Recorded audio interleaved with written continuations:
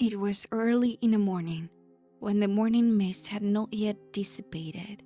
There were a few cars on the road. A handsome, neatly dressed young man named Nicholas Cade was confidently driving his Ford.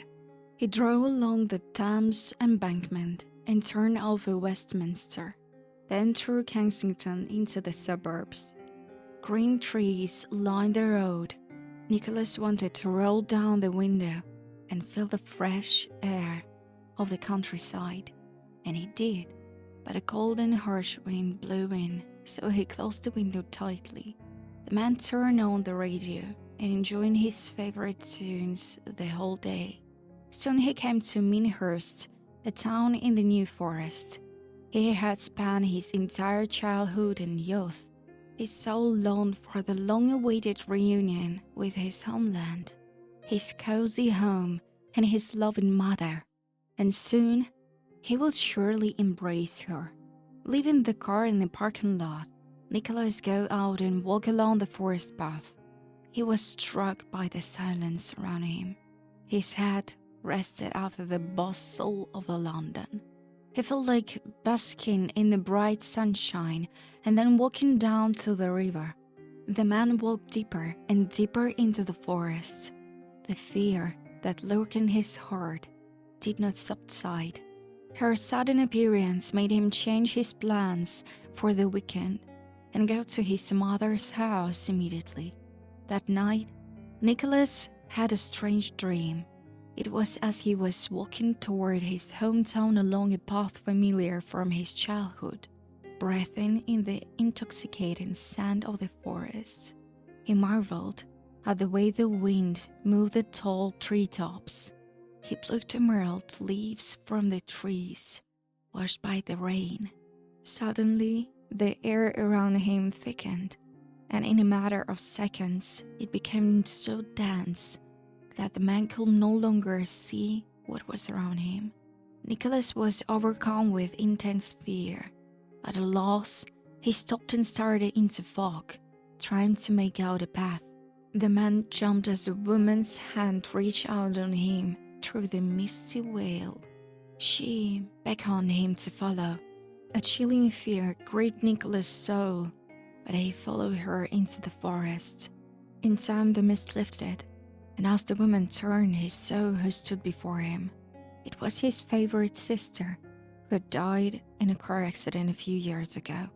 Sharon stared into his eyes, a silent plea frozen in them. Nicholas closed his eyes for a moment, and when he opened them, he found that no one was there. Only the echoed through the forest. Save her. She's my blood. When Nicholas woke up, he could not come to his senses for a long time. That's why he traveled to his homeland. On the way to the village, through the forest, he met no one. The day was clear and sunny. Suddenly, the man caught his sleeve on a sharp branch, turned to free himself, and stared at the narrow path that imperceptibly led away from the main path. His institution told him to follow it. After about 500 meters, he saw a female figure stretched out on the ground. It was a young woman.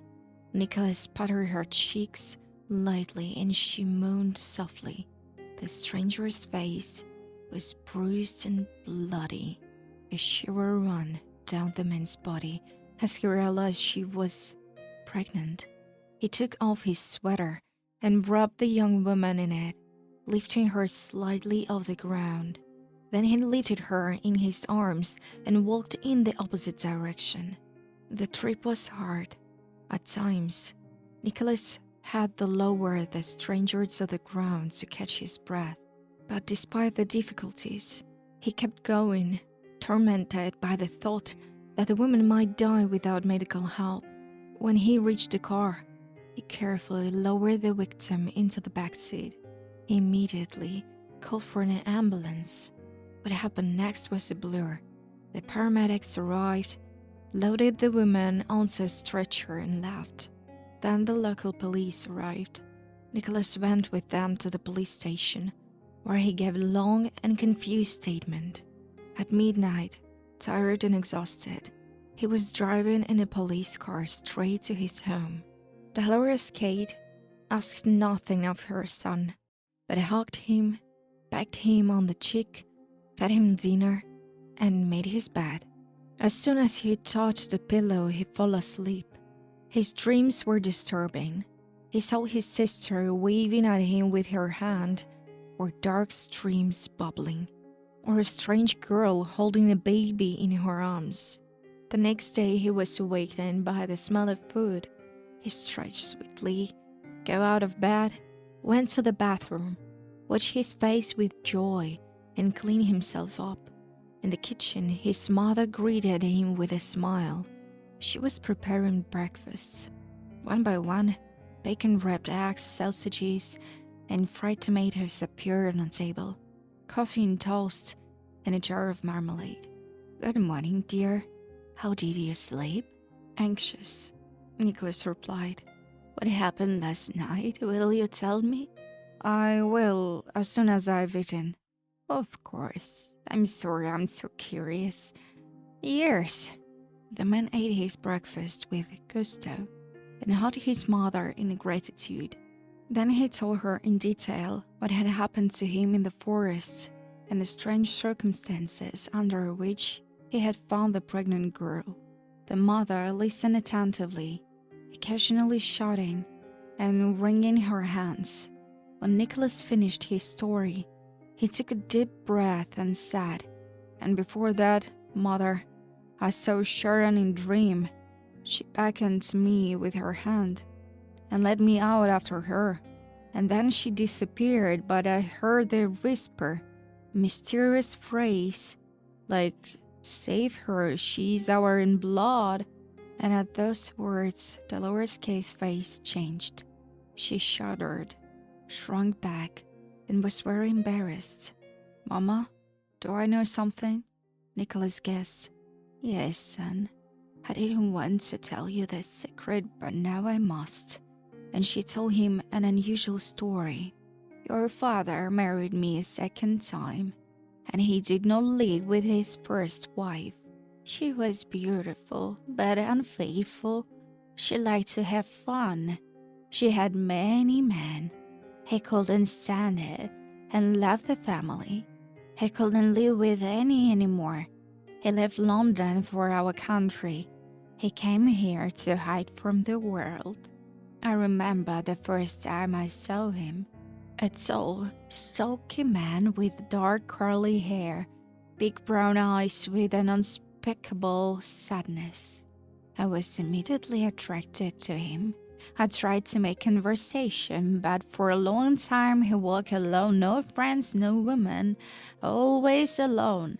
But it so happened that we had to go to the capital together on business. And on the way we got to talking, and then we began to meet. He didn't fall in love with me right away. His earlier disappointment with women got in the way. Nevertheless, we got together and lived well, amicably. I gave him warmth and care for all the bad thoughts. And in time, my sin revived, lived joyfully, began to communicate with people, forgot pain and betrayal. And then you were born, and you were such a sweet boy, and Father adored you. Suddenly, when you were not even a year old, he received news from his relatives that his wife had disappeared from London with another lover. But up until then, she's done the wrong thing, abandoned her own daughter and put her in an orphanage. She was old enough to be Sin's own daughter. He was very upset. He walked around like a cloud. Not himself. I told him to bring the orphan to us, and we would raise her as our own. That's how we got Sharon. She took care of you. She took pity on me. I mourn her so much, son. She died so young. Maybe it's good that Sin died earlier. he wouldn't have been able to bear the loss of his daughter, and so he went on his sleep quietly, peacefully. I guess he had undermined his heart with the torment of his soul with his false wife. Dolores went to the window and looked off into the distance, wiping the tears from her face several times and continued. So, after Steen's death, when our Sharon wanted to settle down in London after her studies, just before she left, she discovered surprising circumstances. She told me that her own mother had come to our village. She waited for her daughter after school, approached her to introduce herself. She politely listened to the mother, then hugged her and forgave her. But she was stunned by the news that she had a young sister, but where she was, and Kate herself did not know. She gave her up at the hospital. Over the years, having lost all her beauty and left without male attention, the woman fell into late remorse and decided to search for her girls. Sharon was easy to find, but traces of her youngest daughter were lost in the past. But she had hope that she will find her daughter. When she said goodbye to her daughters, the woman left them a cheap but remarkable thing. That's how I found out. And then Sharon called me from London and told me all about the trips to the archives, about the battles with the bureaucrats. My mother forgave me easily and let it go, but my sister was a thorn in her side. Forgive my selfness, Nicholas. I didn't want to tell you about the unpleasantness of life at a young age, and that I didn't have to. Maybe it was right, Mom. Our childhood was happy, carefree. Even though we weren't related by blood, we lived together. My family has always been a strong support for me, and even though it's just the two of us, I can feel the invisible presence of Sharon and Dad, and according to my dream, my sister seemed like a guardian angel. But I feel like she was trying to tell me something important, but I didn't get it. It seems to me that through your dream she took you to the girl in the forest. She wanted to save her and the future child. Perhaps. Nicholas kissed his mother on the cheek and went outside. The evening air was cool and crisp. There was no one on the village road. Rays of the setting purple sun played between the branches of the trees. Nicholas walked and made a decision. When the young woman awoke, she lay staring at the ceiling for a long time. It was with great difficulty that she managed to turn around and sit up in bed. She felt dizzy, and her eyes went wide. Immediately, a nurse ran to her. "Lie down, please, lie down. You can't get up yet. I will get the doctor." Soon a tall, clean-shaved man in a white cone bent over her bed. He placed his hand on her wrist. "How do you feel, dear?" He took his hand away, straightened up, and smiled slightly. "You look much better than yesterday.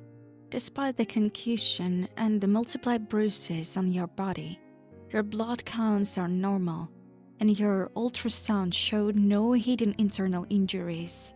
If you keep this up, you'll be fine.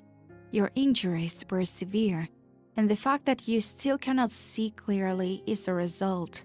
Try to get up slowly, walk a little." "Tell me, is it my baby?" the girl asked, stroking her round belly around the blanket. "Everything is fine. You should not worry. You have been examined by the gynecologist and a fetal ultrasound has been done. He is fine, but thank gosh with prayer, he saved you. Your body was working at the limit. If only a little more, and something terrible will have happened. A man saved you. He carried you in his arms. Thanks to the local, he knows all the ways." My gosh, the girl cried, covering her face with her hands. There is no need to get upset. It's not good for you in your condition, the doctor reassured her. Everything turned out all right, but here's the thing. The doctor rubbed his head thoughtfully. You have a character of bruises and abrasions, indicating a beating, so that it's the near future meeting with the police is inevitable, I think. Who did this to you? Can you tell me? I don't remember, the girl mumbled embarrassedly. This is all very, very strange. Now, what's your name? Do you remember? Paula. Paula Murphy, she blurted out, turning her back to the wall. Well, rest, Paula. The doctor muttered thoughtfully and left the room. Soon a policeman came into the room. He asked her many questions, but she stubbornly maintained that she could not remember the events connected with the incident in the forest. Without finding out anything, the officer left the room, cursing under his breath. In fact, Paula only wanted to forget forever his personal story that had led to such a cruel end. Starting from the moment she first saw Alex, her future husband. Her acquaintance had been pleasing at first. Paula grew up an orphan, so she went to work right after graduating from boarding school. She and Alex worked in the same London store and communicated constantly as colleagues. Paula was a novice specialist, and he immediately took her under his wing, helping her with advice and guidance. They became close at the company Christmas party when they escaped together from a morning banquet. The same night, Alex kissed her and walked her home. He courted her like a real gentleman, was very gallant, witty, gave small but nice gifts, and flowers for no reason. Before Paula knew it, she was his wife. But then all the good things in their relationship ended. First, her husband forbade her to work. Then he went through her closet and threw out some things so that nothing seductive was available to her. Then Alex started disappearing from the house at night and wasting money at the casino. He wouldn't even let Paula go to the store, and he locked the apartment when he went to work or nightclub. He scandalized his wife when she painted her lips without his permission, tore her underwear, and threw things off the balcony because he was unreasonably jealous. The man constantly humiliated her, trying to hurt her with words, said he had to feed and support her. When the humiliated woman decided to leave her husband, she was horrified to discover that she was pregnant. Upon hearing this, he raised his hand against her and accused her of being pregnant by someone other than him. In order to save the unborn child, Paula managed to escape. She had her papers and some personal savings with her. He tracked her down, beat again, forced her into a car and drove her into the woods. Miraculously, she got away from him. But then she got lost her strength and blacked out. Paula realized that if Alex knew she was alive, he would find her sooner or later. She was afraid for herself and the baby, so she decided to keep everything a secret until the birth, which she calculated will be in 2 or 3 weeks. Before entering the girl's room, Nicholas tugged a little at the door, a strange embarrassment taking possession on him. But he knocked and he heard the answer. "Come in." The young woman looked different in a light way, despite the large bruises on her face. Nicholas realized that she was very pretty. Her appearance could not be called ordinary. She had a natural, soft beauty. The girl's large blue eyes shone like 2 stars of her thin, narrow face, framed by thick lashes, dimples on her cheeks, and her thick blonde hair curled slightly. "Hello," Nicholas smiled. "How are you?" You can call me Nick. I'm Paula. The young woman introduced herself. I'm very grateful to you for saving me, she suddenly cried. Without you, I will have died with my unborn child. Well, don't cry. You don't have to. Nicholas sat down on the chair next to the bed and gently took her hand in his. He squeezed it lightly and let go. Everything is behind us. We have to take care of the present and the recovery. I brought you some fruit. Please, help yourself. He began to take oranges out of the bag and put them on the bedside table. What's for? I'm embarrassed. I already owe you. You don't owe me anything. Nicholas sat down again. But perhaps you can tell me how you got into the forest. I'm very scared, but I tell you. And she told Nicholas everything about her tyrannical husband and her decision to keep quiet until the child was born, so as not to endanger herself or the child. Paula, what you have told me is horrible. It's like a thriller, but it has to be told. And the police have to deal with this man. And I won't let anyone hurt you. I brought you out of the woods for nothing. He laughed. Paula smiled too. I'm still in the hospital. I'm not afraid of anything. And I will take you in.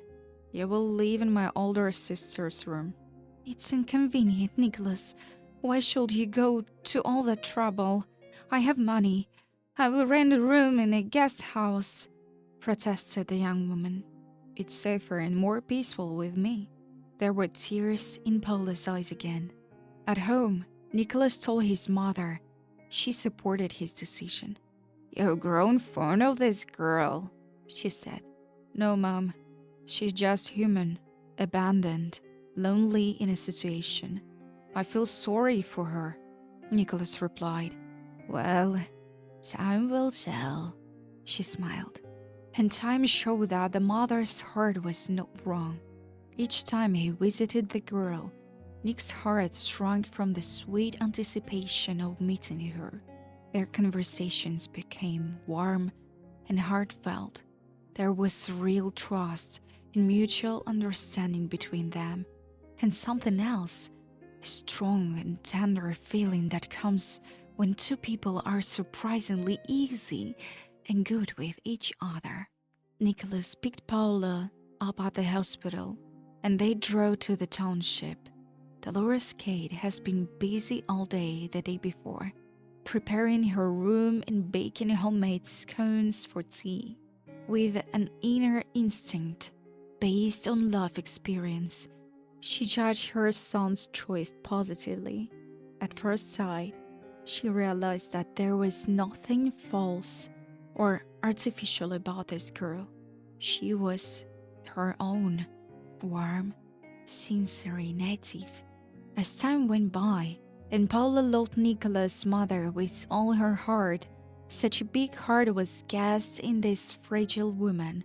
She cared for her so touchingly, watched over her food and rest, that the young woman cried at night from the pinching feeling of happiness she found.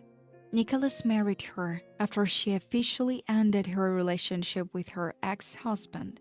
Before the wedding ceremony, Paula gave her mother-in-law a necklace in the shape of a scarab beetle as a token of her affection. It's been with me since childhood, but I don't even know who gave it to me.